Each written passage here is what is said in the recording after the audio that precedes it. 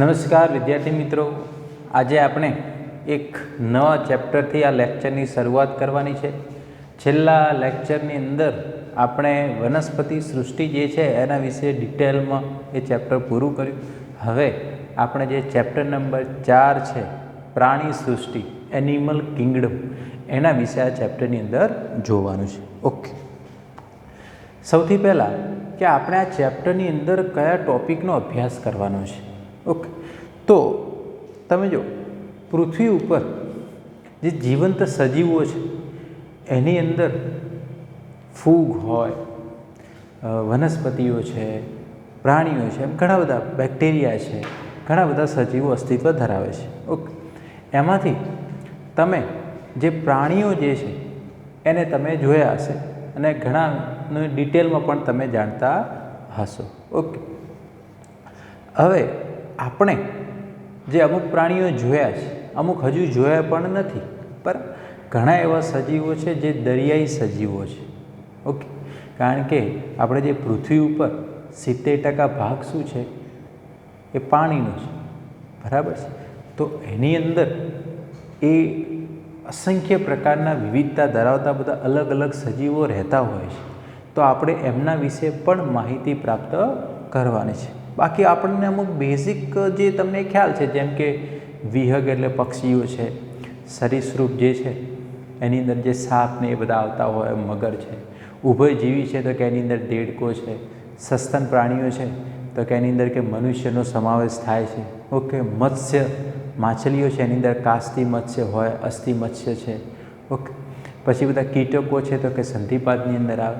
પણ એના સિવાય ઘણા એવા સમુદાય છે, એના વિશે આપણે ડિટેલમાં અને એના અમુક લક્ષણોને આધારે આપણે એનું વર્ગીકરણ પણ કરવાનું છે.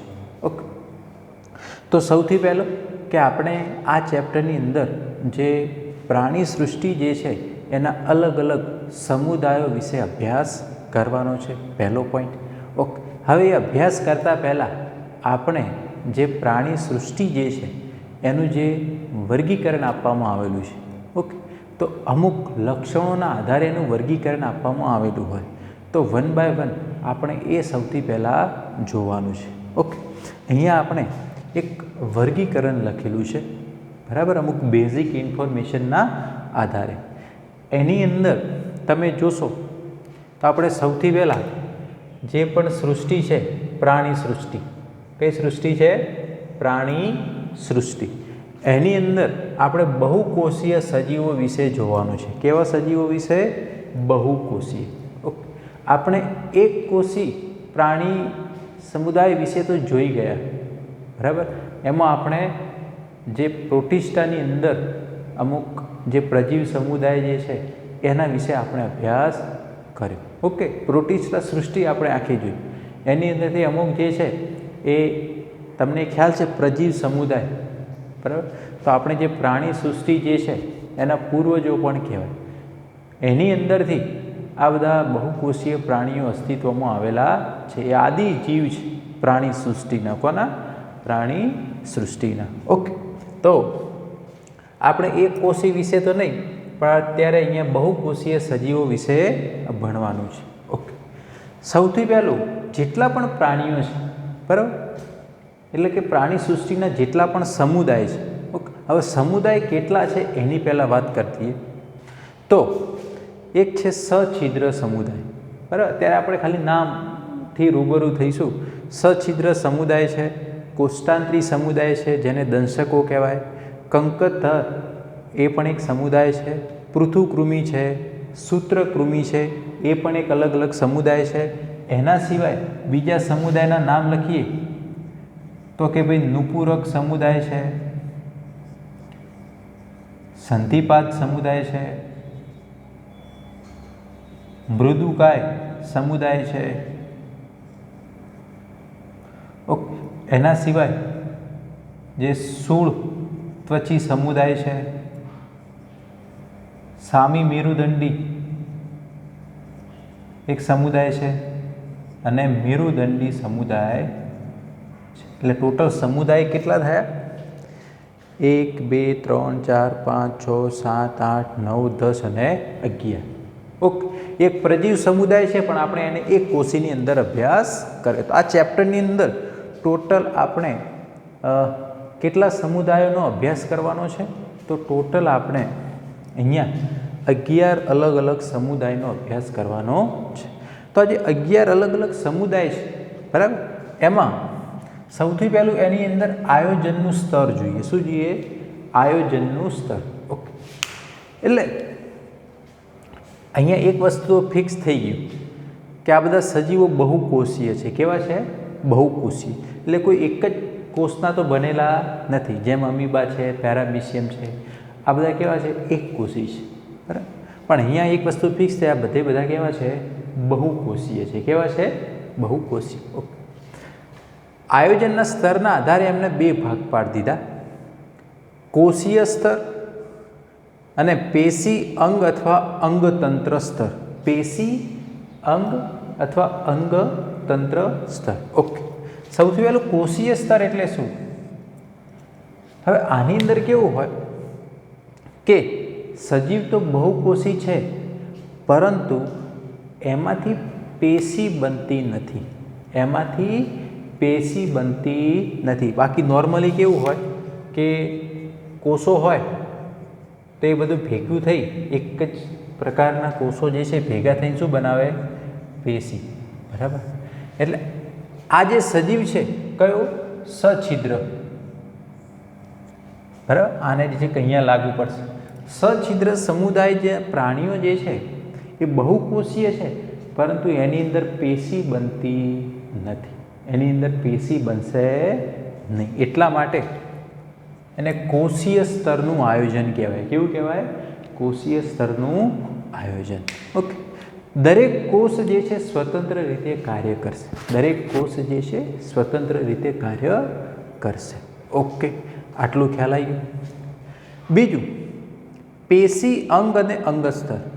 હવે આ બધા જે છે આની અંદર કેવું છે કે કોષો ભેગા થઈને પેશી બનાવશે, બરાબર. હવે દેખો આગળની પ્રોસિજર કેવી છે કે કોષો ભેગા થઈને પેશી બનાવે છે. ઓકે, તો અમુકની અંદર પેશી સુધીનું જ આયોજન જોવા મળે. પેશીથી આગળ રચના જોવા મળતી નથી. ઓકે, તો આવું કોની અંદર હોય? પેશી સ્તરીય આયોજન. તો આની અંદર આ જે છે એ બધામાં કેવું સ્તરીય આયોજન જોવા મળે? પેશી સ્તરીય આયોજન જોવા મળે. કયું? પેશી સ્તરીય આયોજન. એટલે પરીક્ષામાં પૂછાય કે પેશી સ્તરીય સુધીનું આયોજન કોની અંદર હોય? કે કોષ્ટાંત્રી અને કંકતધરામાં. ઓકે, તો કંકતધરા જે છે એની અંદર પણ આ બંને સમુદાયો છે, એની અંદર પેશી સ્તરીય આયોજન જોવા. એની અંદર પછી એવું નથી કે પેશીમાંથી અંગો બની જાય, એવું છે નહીં. ઓકે, હવે દેખો અલગ અલગ પ્રકારની પેશી ભેગું થાય ને શું બને? અંગ બને. શું બને? અંગ, બરાબર છે. ઓકે, તો અમુકની અંદર તો અહીંયા કેવું આયોજન થયું? આ બંનેની અંદર આની અંદર કોષીય સ્તરનું આયોજન, આમાં પેશીય સ્તરનું આયોજન. કેવું આયોજન? પેશી સુધીનું જ આની અંદર પ્રોસિજર જોવા મળે છે. ઓકે, પછી તમે એમની અંદર અંગો જોવા જાઓ તો જોવા મળે નહીં. ઓકે, પછી અંગ સ્તરીય કે વિવિધ પ્રકારની પેશી ભેગું થઈને શું બનાવે? અંગ બનાવે. શું બનાવે? અંગ. તો પૃથુકૃમિ છે, સૂત્રકૃમિ છે, એની અંદર અંગ સ્તરીય આયોજન હોય. આની અંદર કેવું આયોજન હોય? અંગ સ્તરીય આયોજન. કેવું આયોજન હોય? અંગ સ્તરીય આયોજન. અહીંયા બધું ભેગું છે કે પેશી અંગ અને અંગ તંત્રમાં બધાને લઈ લીધા, પરંતુ પેશી સ્તરીય આ બંનેમાં, અંગ સ્તરીય આ બંનેમાં. ઓકે, હવે આવે છે અંગતંત્ર સ્તરીય. હવે શું આવે છે? અંગતંત્ર સ્તરીય. ઓકે, એટલે કે અલગ અલગ પ્રકારના અંગો એકબીજાના સંકલનમાં આવે એટલે અંગતંત્ર બને. શું બને? અંગતંત્ર. ઓકે, દરેક જે શરીર હોય એની અંદર વિવિધ પ્રકારના અંગો, બરાબર. આમની અંદર કેવું હતું? અંગો તો હતા, પરંતુ બધા અંગો એકબીજાના સંકલનમાં હતા નહીં, બરાબર. તો અંગતંત્ર નહોતું, અંગ સ્તરીય સુધીનું હતું. કયું સ્તરીય આયોજન હતું? હવે આ બધા જે પ્રાણીઓ છે, નુપુરકથી લઈ અને મેરુદંડી સુધી, નુપુરકથી લઈ મેરુદંડી સુધી, એ બધામાં અંગતંત્ર સ્તરીય આયોજન હોય. ક્યાં સુધીનું હોય? અંગતંત્ર સ્તરીય.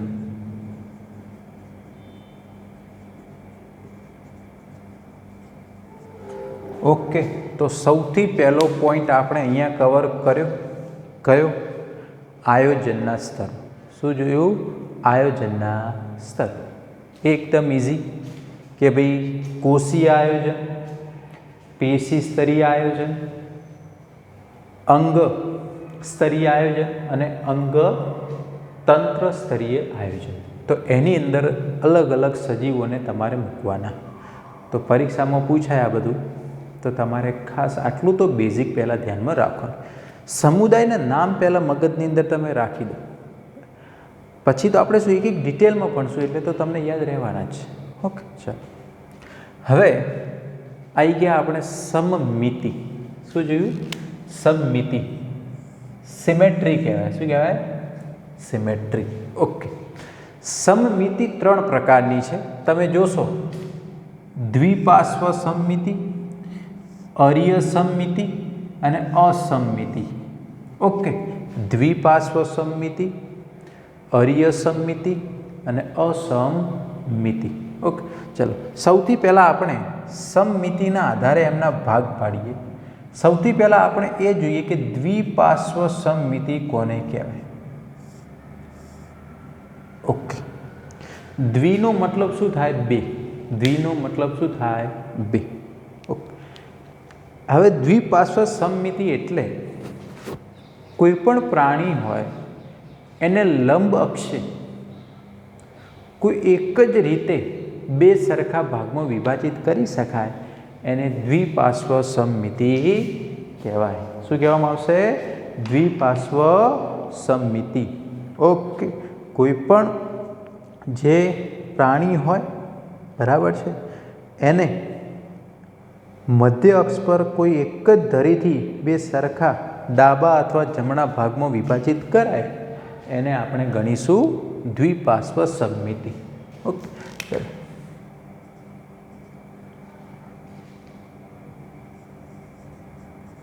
એક જ મધ્ય અક્ષે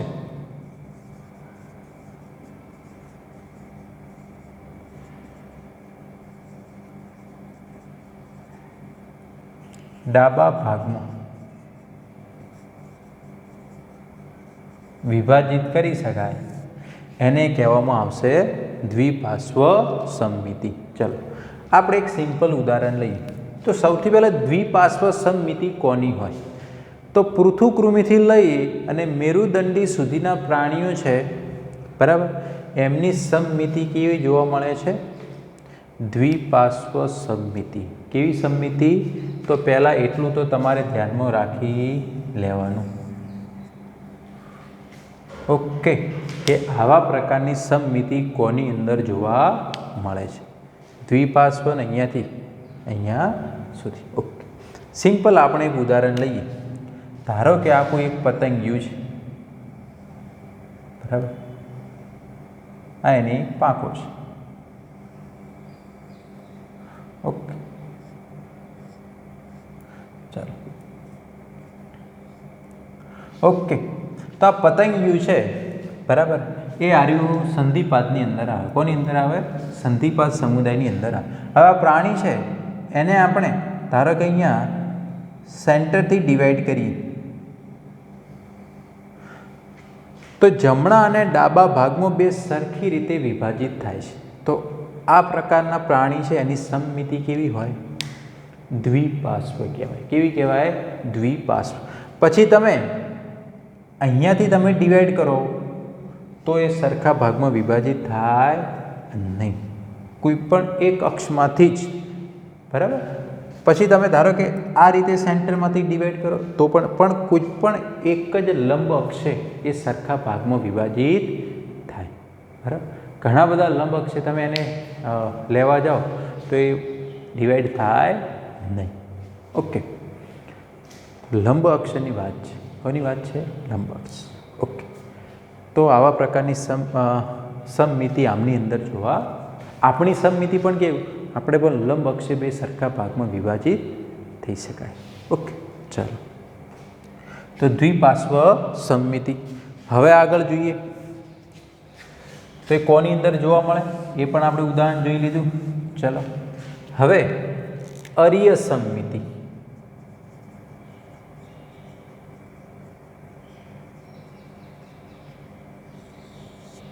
ચલો, અરીય સમમિતિ એટલે ફોર એક્ઝામ્પલ કે આ કોઈ ગોળ વસ્તુ છે આ રીતે, બરાબર.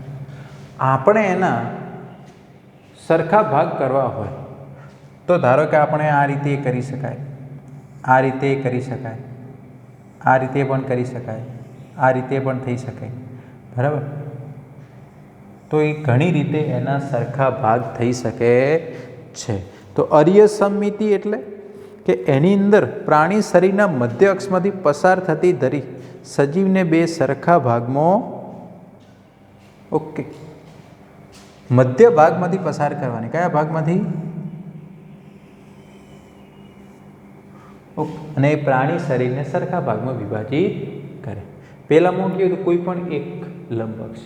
ઓકે, ધારો કે આ રીતના કોઈ નળાકાર હોય આપણે, બરાબર. તો આવા પ્રકારની સમમિતિ હોય એને શું કહેવામાં આવે? ધારો કે નળાકાર છે, એને પણ આપણે એ રીતે સરખી રીતે ભાગમાં વિભાજિત કરી શકાય છે, ગમે તે અક્ષ રીતે. ઓકે, તો આવા પ્રકારની સમમિતિ કોની અંદર હોય? તો દેખો, અરીય સમમિતિ આમની અંદર કોષ્ટાંત્રી અને કંકત ધરા, કોષ્ટાંત્રી અને કંકત ધરા. બધું આના ઉપરથી તમારે સમજવાનું, ઉદાહરણો ખાસ ધ્યાનમાં રાખવાના. અમુક પછી વેરિએશન આવશે તો એ આપણે જણાવતા રહીશું, બરાબર. એ તો જ્યારે સમુદાયો ડિટેલમાં ભણશો કે ભાઈ ડીમ્પ અવસ્થામાં આ સમમિતિ હોય ને પછી અલગ પ્રકારની સમમિતિ હોય, એ આપણે જે તે સમુદાય ડિટેલમાં ભણશો એટલે એની અંદર થોડું વધારે. પણ આ એક બેઝિક કોન્સેપ્ટ છે, અહીંયાથી તમારે આગળ વધવાનું છે. અને એના પછી છે અસમમિતિ. એના પછી શું છે? અસમમિતિ. જેની કોઈ સમમિતિ જ ના હોય એને શું કહેવાય? અસમમિતિ. એને શું કહેવાય? એની અંદર એક ઉદાહરણ છે સછિદ્ર. ધારો કે કોઈ પ્રાણી છે આ પ્રકારે છે, બરાબર.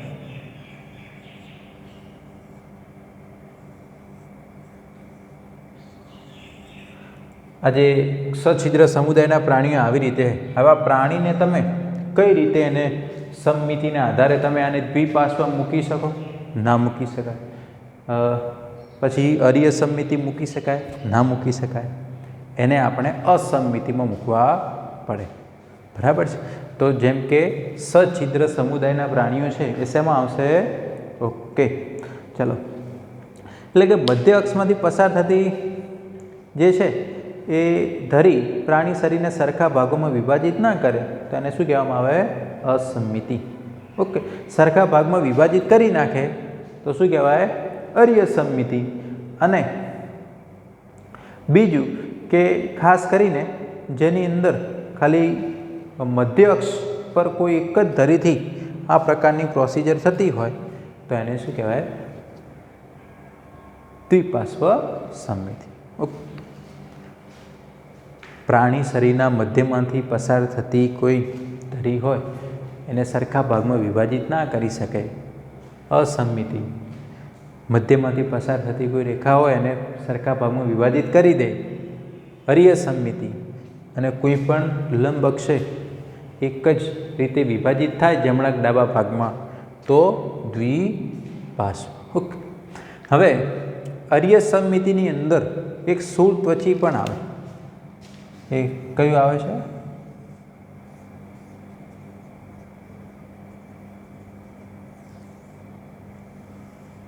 ઓકે,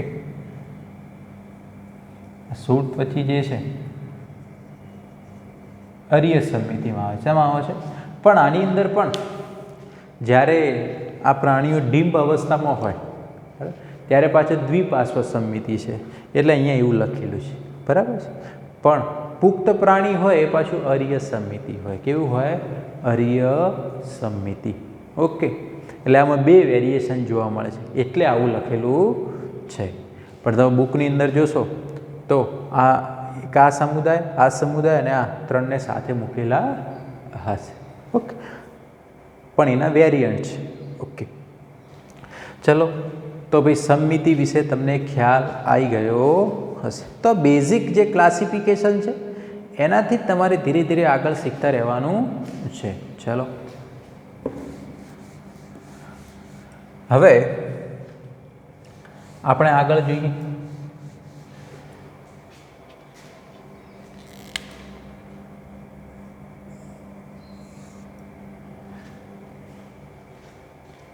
દૈહિક અવકાશ અથવા દેહ કોષ્ઠ એના આધારે આ પ્રાણીઓના ભાગ પાડેલા છે. પણ એની પહેલાં આપણે થોડુંક બીજા પ્રકારના વેરિયન્ટ વિશે જોવાનું છે. એના પછી આપણે દેહ કોષ્ઠ વિશે જોઈશું. ઓકે, ચાલો એની અંદર આપણે સૌથી પહેલાં જે તમે જોશો તો જે પણ અંગતંત્ર સ્તરીય આયોજન ધરાવતા પ્રાણીઓ છે. કેવા? અંગતંત્ર સ્તરીય. ઓકે, એની અંદર મોટે ભાગે દ્વિપાર્શ્વ સમમિતિ ધરાવે છે. ઓકે, હવે અંગતંત્ર સ્તરીય જે છે એની અંદર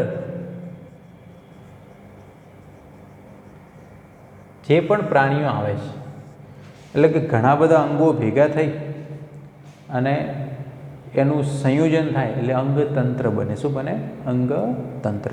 ઓકે, હવે અમુક પ્રાણીઓ જે છે એને પાચન માર્ગમાં વેરાયટી જોવા મળે. શું જોવા મળે? પાચન માર્ગ. અમુકની અંદર જે ખુલ્લું પાચન માર્ગ હોય અને અમુકની અંદર બંધ પાચન માર્ગ, ઓપન ડાયજેસ્ટિવ સિસ્ટમ અને ક્લોઝ ડાયજેસ્ટિવ સિસ્ટમ. ઓકે, હવે ખુલ્લું પાચન માર્ગ એટલે કોને કહેવાય? કે જે પ્રાણીઓની અંદર મુખ દ્વાર પણ હોય અને મળ દ્વાર પણ હોય. એટલે પાચન માર્ગ શરીરના બે છેડે ખોલ્યો, અગ્ર બાજુએ અને પશ્વ બાજુએ. એવા પ્રકારના પાચન માર્ગને શું કહેવાય? આપણે ખુલ્લું પાચન માર્ગ. ઓકે, કે જેમાં અગ્ર છેડે મુખ હોય અને પશ્વ છેડે શું હોય? મળદ્વાર. એટલે પાચન માર્ગ બે છેડે ખુલે એટલે ખુલ્લું પાચન માર્ગ. કેવું કહેવાય? ઓકે, બંધ પાચન માર્ગ. ઓકે, કે મુખ હોય પરંતુ મળદ્વાર ના હોય. બરાબર, કોઈ પણ એક જ છેડે ખુલતો હોય.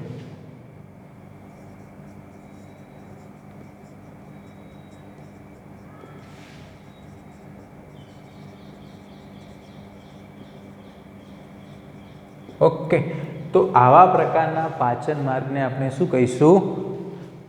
બંધ પાચન માર્ગ. કોઈ પણ એક જ છેડે ખુલે તો બંધ પાચન માર્ગ. શું કહેવામાં આવે? બંધ પાચન માર્ગ.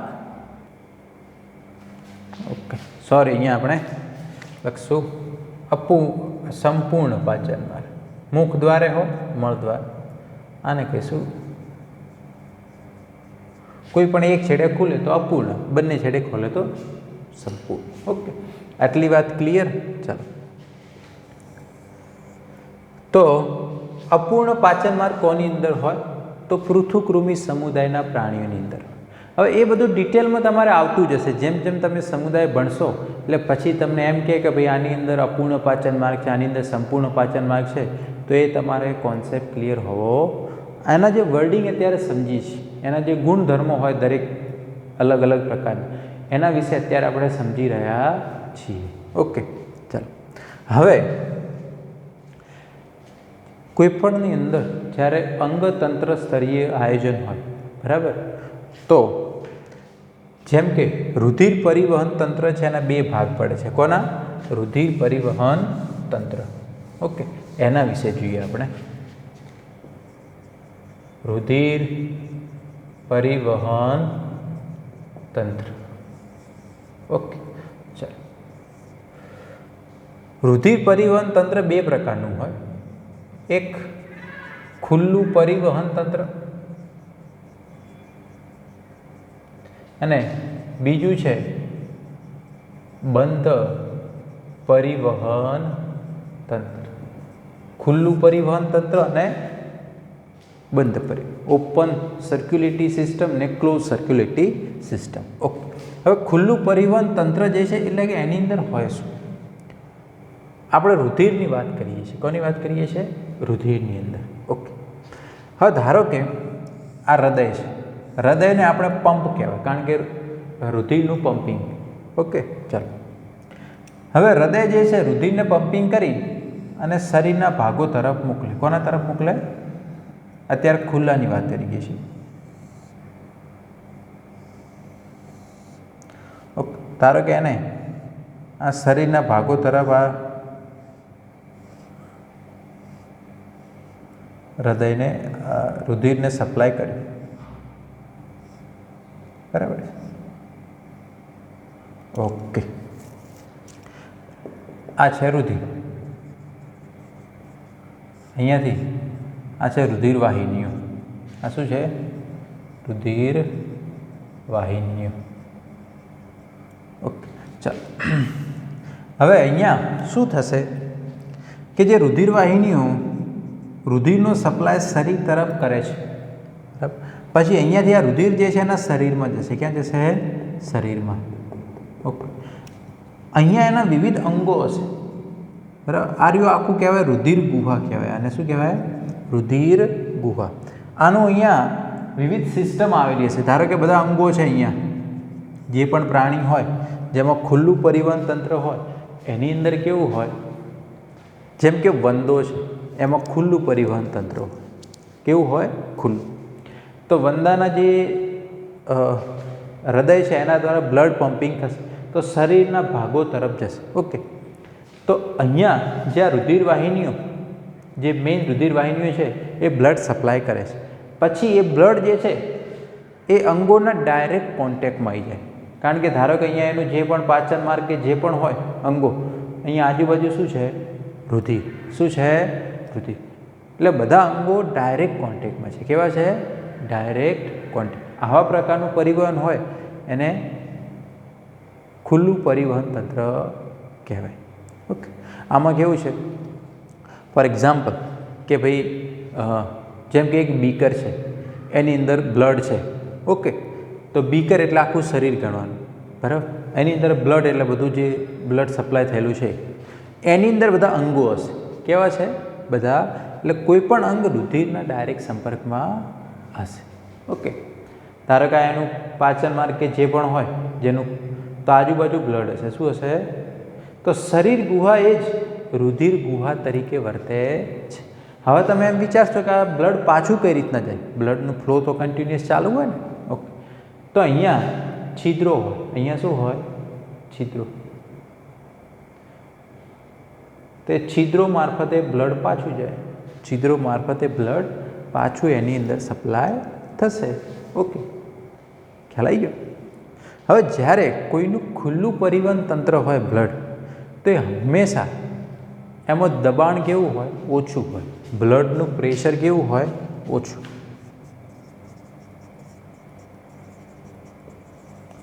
અને અનિયમિત રીતે વહન થાય. કેવું વહન થાય? અનિયમિત, ઇરેગ્યુલર હોય. કેવું હોય? ઇરેગ્યુલર હોય. ઓકે, હવે ધારો કે હવે ખુલ્લું પરિવહન તંત્ર કોની અંદર હોય છે આપણે થોડુંક અહીંયા કહી દઈએ. બરાબર. જેમ કે અહીંયા આપણે એક તો ઉદાહરણ આપી દીધું સંધિપાદ સમુદાયમાં. કોની અંદર? હવે આર્યો ક્યાંથી ચાલુ થશે? જે પણ કેવા છે અંગ તંત્ર સ્તરીય આયોજન છે એમની અંદર જ જોવા મળશે. ઉપરનામું ક્યાંય અંગ સ્તરીય સુધી જ છે. તંત્ર ક્યારે બને? દેખો, આ તંત્ર છે. બરાબર. એમાં હૃદય છે, રુધિર વાહિનીઓ છે, રુધિર કેશિકાઓ છે, આ બધું ભેગું થઈને બને. ઓકે, તો જેમ કે પાચન તંત્ર હોય, રુધિર પરિવહન તંત્ર હોય, ચેતાતંત્ર હોય, આ બધા તંત્ર કહેવાય. તો જેમાં અંગતંત્ર સ્તરીયનું આયોજન હશે એમાં જ આવું વસ્તુ જોવા મળશે, ખુલ્લું અને બંધ. આ ઉપરનામાં ક્યાંય પરિવહન તંત્રનો ભાગ હશે નહીં.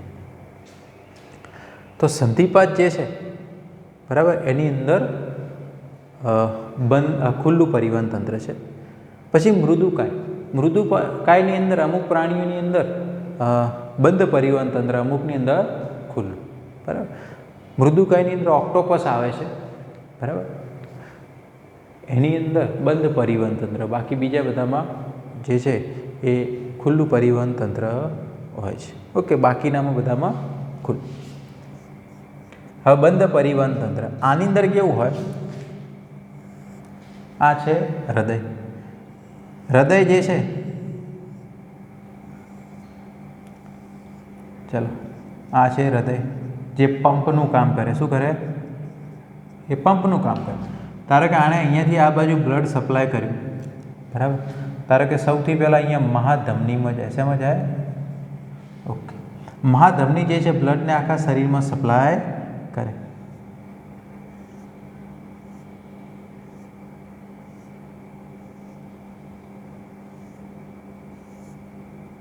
હવે આ બ્લડ જે છે બરાબર, મહાધમની જે છે એમાંથી નાની ધમનીમાં જશે, એમાંથી ધમનિકામાં જશે,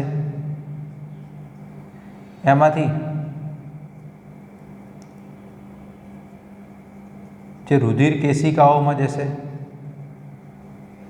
નાના નાના ભાગમાં વિભાજિત થતું જશે. રુધિર કેશિકાઓ છે એમાંથી પછી એ જશે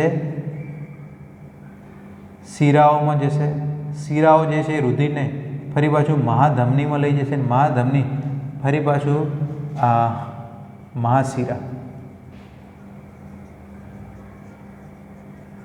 ફરી પાછું હૃદયને ક્યાં લાવશે? રુધિર છે અને હૃદયમાં લાવશે. ઓકે. એટલે છેલ્લે ધારો કે આ રુધિર કેશિકાઓ છે, તો બ્લડ જે છે એ ફરી પાછું અહીંયા શું થાય છે કે ભાઈ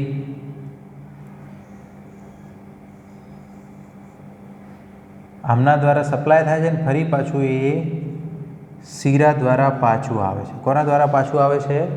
અહીંયા ધારો કે જે પણ અંગો હશે એ બ્લડના ડાયરેક્ટ કોન્ટેક્ટમાં નહીં હોય. અહીંયા જે પણ રુધિર કેશિકાઓ છે એમાંથી બ્લડની અંદરથી જરૂરી મટીરિયલ એમાં ટ્રાન્સફર થશે. ખ્યાલ આવે? એટલે આ ધારો કે એનું અંગતંત્ર જે પણ હોય પ્રાણી શરીરનું, અહીંયાથી બ્લડ આવશે. બરાબર. મહાધમની, ધમની, છેલ્લે રુધિર કેશિકાઓમાં જાય. શેમાં જાય? રુધિર કેશિકાઓ. રુધિર કેશિકાઓ છે એકદમ પાતળી રુધિર વાહિનીઓ કહેવાય. એમાંથી જે પણ જરૂરી મટીરિયલ છે જે તે કોષો અને પેશીઓમાં ટ્રાન્સફર થશે. ઓકે. અને ફરી પાછું જે અશુદ્ધ રુધિર હોય એ શિરા મારફતે હૃદયમાં પાછું આવે. આવા પ્રકારના પરિવહન તંત્રને શું કહેવાય? બંધ પરિવહન તંત્ર. ઓકે. તો બંધ પરિવહન તંત્ર જે છે એનું દબાણ રુધિરનું વધુ હોય અને એનું વહન પણ કેવું થતું હોય? નિયમિત રીતે થતું હોય. કેવું થતું હોય? નિયમિત, એટલે કે રેગ્યુલર રીતે એનું વહનની પ્રોસેસ થતી હોય છે. ઓકે. તો આ વાત કરી આપણે પરિવહન તંત્રની. કોની વાત કરી? પરિવહન તંત્રની. ઓકે. હવે આપણે આગળ જોઈએ. આપણે જોવાનું છે સમમિતિ. સમમિતિ તો જોઈ લીધી. બરાબર છે. હવે ગર્ભસ્તરીય આયોજનની વાત કરવાના છીએ. કોની વાત કરવાના છે? ગર્ભસ્તરીય. હવે કે આ બંધ પરિવહન તંત્ર કોની અંદર હોય? બરાબર છે. તો આપણે વાત કરી જે નુપુરક છે આમાં નથી, એના સિવાયના બધાને કેવું છે? બંધ પરિવહન તંત્ર. આપણે બધા મેરુદંડીમાં આવીએ તો આપણામાં પણ કેવું પરિવહન તંત્ર છે? બંધ પરિવહન તંત્ર. ઓકે. ચાલો હવે આપણે આગળ જોવાનું છે કે ભાઈ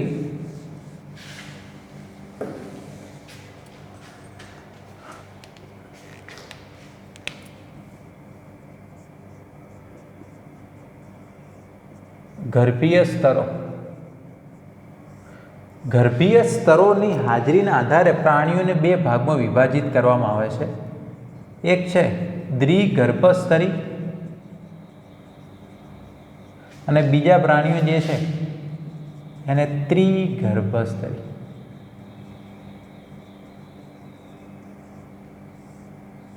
એક છે દ્વિગર્ભસ્તરી અને બીજા પ્રાણીઓ છે ત્રિગર્ભસ્તરી. ઓકે, ચાલો. દ્વિગર્ભસ્તરી પ્રાણી એટલે કોને કહેવાય? ગર્ભસ્તર દરમિયાન કોઈ પણ સજીવ હોય જેમાં લિંગી પ્રજનન થતું હોય, બરાબર, એટલે યુગ્મનજ બને અને યુગ્મનજ બને એમાંથી ગર્ભનો વિકાસ થાય. ઓકે, હવે ગર્ભ જ્યારે બનતો હોય એટલે અલગ અલગ સ્તરો જોવા મળે. તો દ્વિગર્ભસ્તરી હોય તેમાં બે જ ગર્ભીય સ્તરો હોય, ત્રિગર્ભસ્તરી હોય એમાં ત્રણ ગર્ભીય સ્તરો હોય. ઓકે, તો આમાં બે ગર્ભસ્તરો હોય, બાહ્ય અને અંતઃગર્ભસ્તર. આમાં મધ્ય ગર્ભસ્તર ગેરહાજર હોય. શું હોય? ગેરહાજર. ઓકે, ધારો કે કોઈ પ્રાણી છે એનો આપણે છેદ લઈએ, બરાબર, તો આ છે અંદરનું પોલાણ છે. શું છે? અંદરનું પોલાણ, બરાબર. પછી એની આજુબાજુ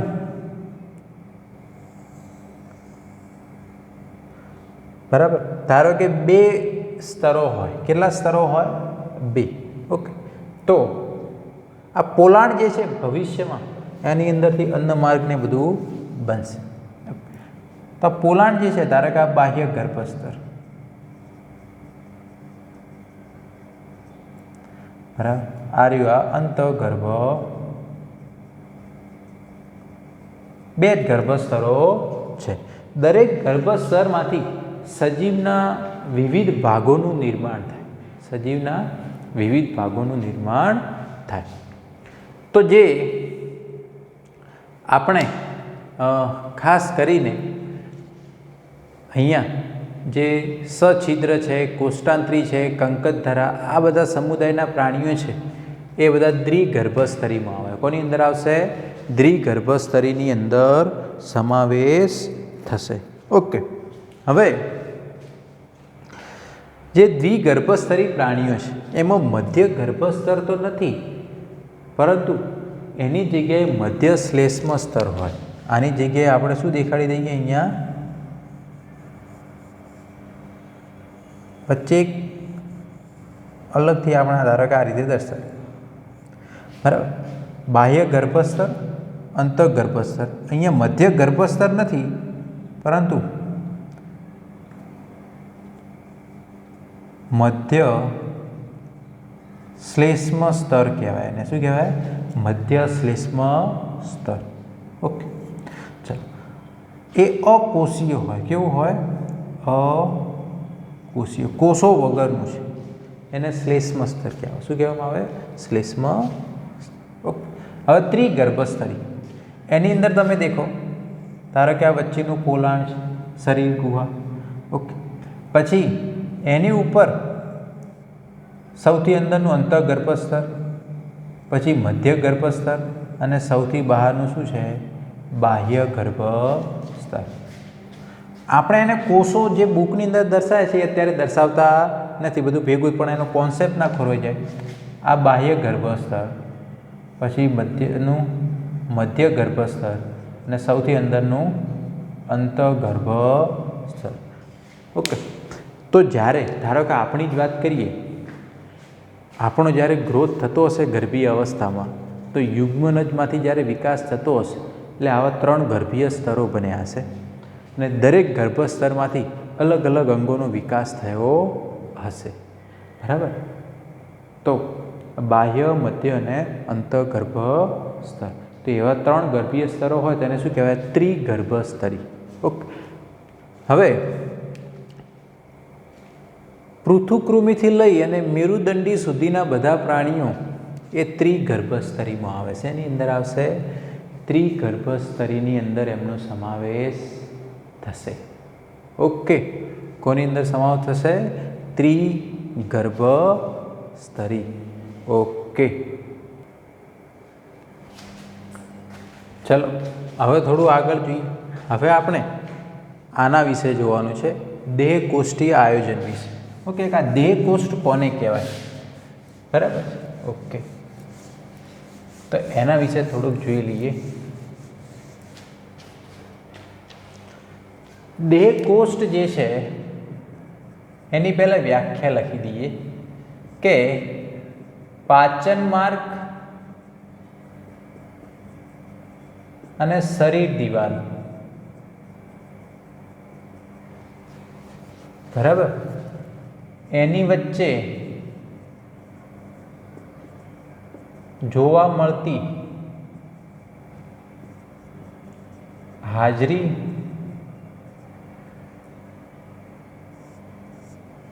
ના આધારે એનો ભાગ પાડવામાં આવે કે પાચન માર્ગ અને શરીર દિવાલ એની વચ્ચે જગ્યા છે કે નહીં. બરાબર, જોવા મળતા અવકાશ, સ્પેસ છે કે નહીં એની હાજરીના આધારે એમાં 3 ભાગ પડે. એમાં જો હાજરી હોય, બરાબર,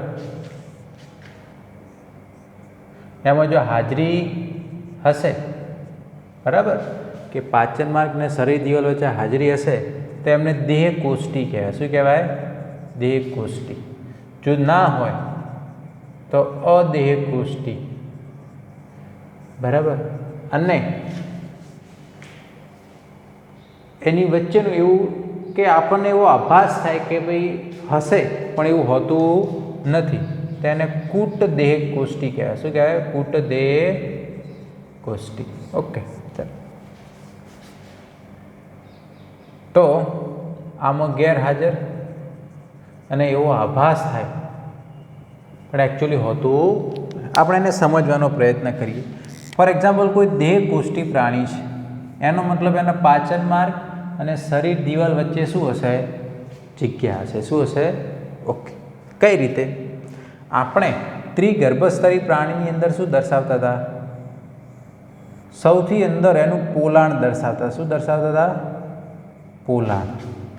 ઓકે, હવે એમાં એની ફરતે આપણે શું દર્શાવતા?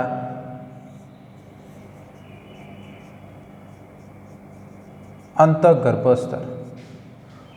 એની ફરતે શું દર્શાવતા? અંતઃગર્ભસ્તર. ઓકે, તો જે અંતઃગર્ભસ્તર જે છે, બરાબર, એની જે રચના છે એમાંથી પાચન માર્ગનું નિર્માણ થશે. એમાંથી કોનું નિર્માણ થશે? ઓકે, હવે આમાંથી હવે પાચન માર્ગ નિર્માણ થવાનું. શું થવાનું? આ પોલાણ. એટલે પોલાણ શું છે? આપણા શરીરનું જે, ધારો કે આપણે પાચન તંત્રની વચ્ચે જે જગ્યા છે પોલાણ કહેવાય. શું કહેવાય? તો આપણો ધારો કે છેદ લેવામાં તો વચ્ચોવચ્ચ પાચન માર્ગ હોય, એનું પોલાણની વાત કરેલી છે. બરાબર, પોલાણની આજુબાજુ જે છે આપણો પાચન માર્ગની દિવાલ હશે. કોની દિવાલ હશે? પાચન માર્ગની દિવાલ. એ કોણે બનાવી હશે? તો અંતઃગર્ભસ્તરે. કોણે બનાવી હશે?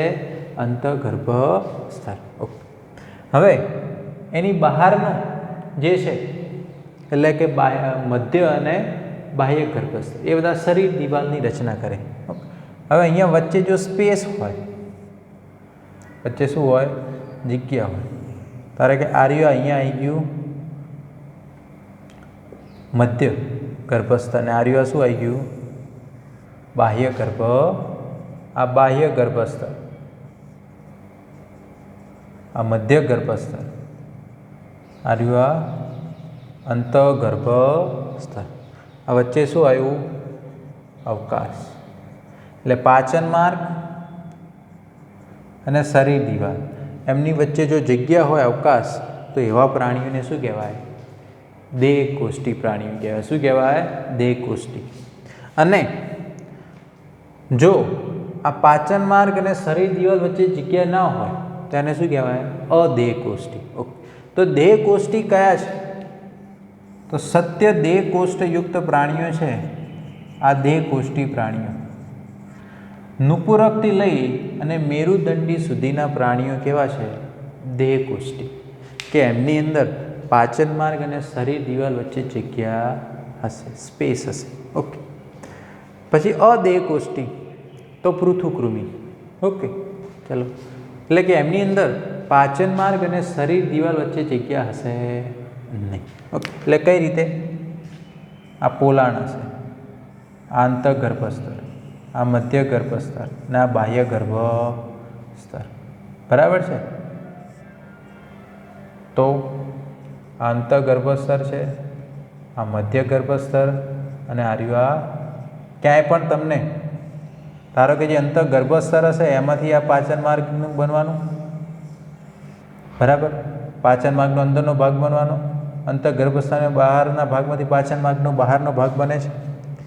આ જે અંતઃગર્ભસ્તર છે તો અહીંયાથી પાચન માર્ગની અંદરનો ભાગ બનવાનો. ક્યાંનો બનવાનો? આ રહ્યા પાચન માર્ગનો બહારનો ભાગ બનવાનો. અહીંયા સ્પેસ છે તો દેહકોષ્ઠ. પણ અહીંયા તો ક્યાંય પણ આ બાહ્ય, મધ્ય અને અંત ક્યાંય પણ જગ્યા જોવા મળતી નથી. ત્રણે ત્રણ કેવો છે? સ્તરો સરળ. તેને શું કહેવાય? અદેહકોષ્ઠી.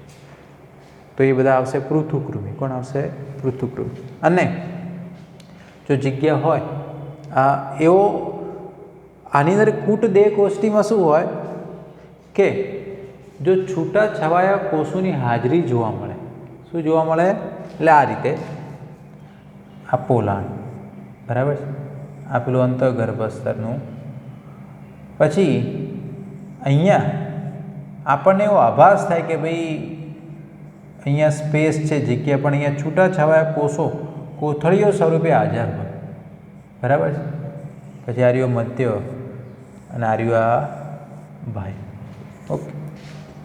છૂટા છવાયા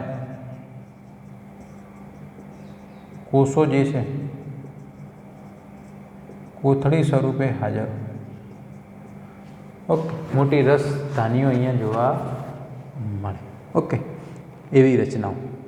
પણ આ એકચ્યુઅલી હોતું નથી. એટલા માટે કૂટ એટલે ખોટું દેહકોષ્ઠ એવો આભાસ થાય છે, એટલે એને કૂટ દેહકોષ્ઠી તરીકે ઓળખવામાં. આપણને એવું લાગે કે ભાઈ પાચન માર્ગ અને શરીર દિવાલ છે એમની વચ્ચે જગ્યા છે, પણ અહીંયા જે છે એ કોષો કોથળીઓ સ્વરૂપે ગોઠવાયેલા હોય છે, એટલે કૂટ દેહકોષ્ઠી, આભાસી દેહકોષ્ઠિયું.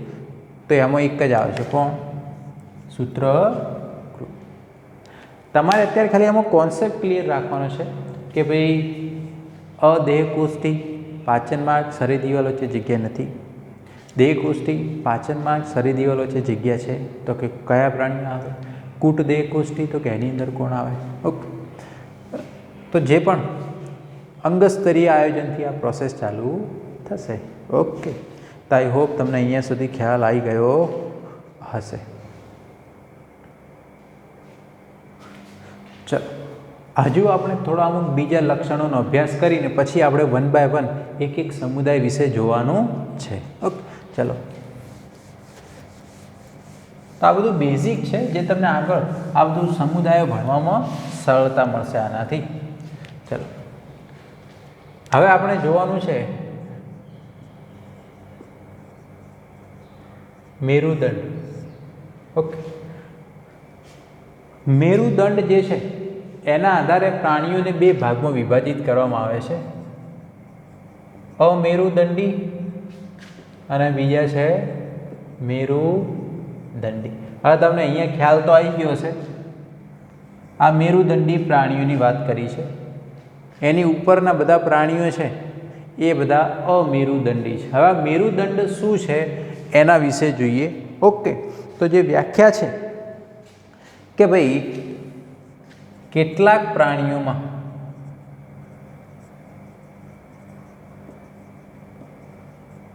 જે ગર્ભ અવસ્થામાં ઓકે મધ્ય ગર્ભસ્તરમાંથી મધ્ય ગર્ભસ્તર એટલે 3 ગર્ભીય સ્તરો હોય એની વાત કરેલી છે અને એમાંથી એની રચના થાય છે. એક ઉદ્ભવતી દંડ જેવી રચના છે એને આપણે શું કહીશું? મેરુદંડી.